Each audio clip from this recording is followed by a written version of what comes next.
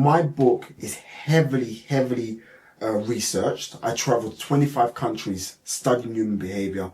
I sat down with thousands of people that had different professions: doctors, nurses, anaesthetists, surgeons, police officers, lawyers, bankers, scientists. I'm talking about, it was at the time, it was 12 years of consistent research, talking to thousands of people.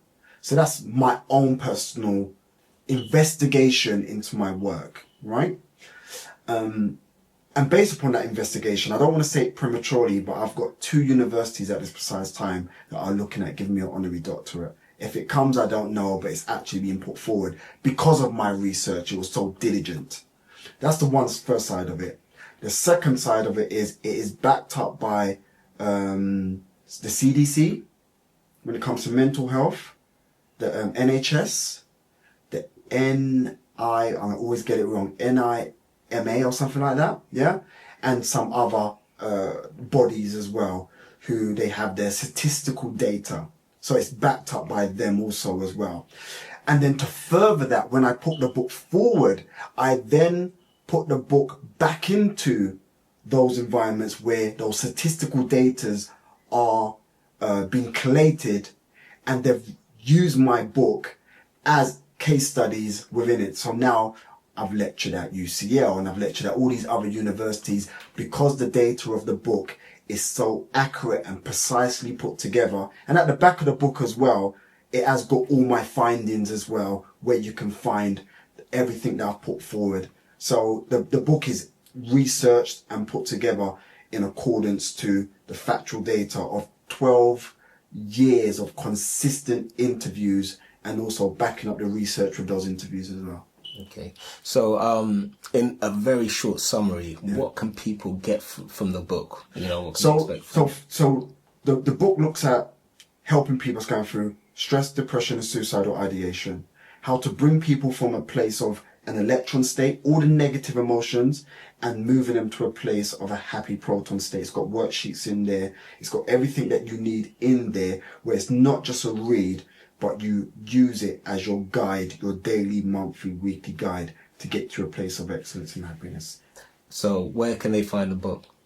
So you can find the book. If you want a signed copy of the book, you can get a signed copy of my website, because obviously I've got access to it where I can sign it, which is whohelpsthehelpline.com. Yeah, so that's whohelpsthehelpline.com, right? Or you can buy it on Amazon for those people who just want an easy life in that sense, right? They've got an accounts app already. And on Amazon, the book is called, same thing, Who Helps the Helpline When the Helpline Needs Help. Yeah? So who helps the helpline when the helpline needs help? Yeah. Thank you very much for that. And also there's an app which you have launched, I believe, right? Yeah. This is something, it's like a one-stop shop where people can go and immediately get some sort of response. Correct me if I'm wrong. Yes. So once again, the app was based upon me studying the most successful people on the planet, both past and present. Yeah. And what I started to discover is they had a minimum of 18 parts of their life they had in place at any one time. Yeah. In accordance to the everyday person who has only about 7 to 8 parts of their life in place at any one time. So basically what this app will do is it will wake up in the morning, and all through your day, your week, your month, your year, it will move you to a place of excellence. It will tell you what to do. It will prompt you to do it. So just think about having a life coach and all the other areas of what the most powerful people on the planet have in place. This app will provide it, and it's free as well. Brilliant. Just one last question. Yes. Reflecting on your life now, it's obvious your brother's a very key person in your life. If you could go back in time and give your brother advice similar to what he gave you, what would you tell him? What would that conversation be like?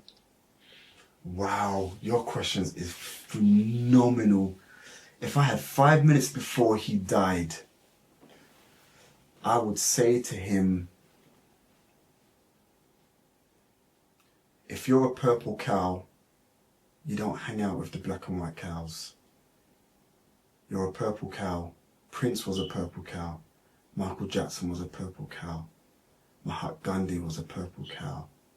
Martin Luther King was a purple cow. And if you looked at the destruction of all purple cows, there was around black and white cows.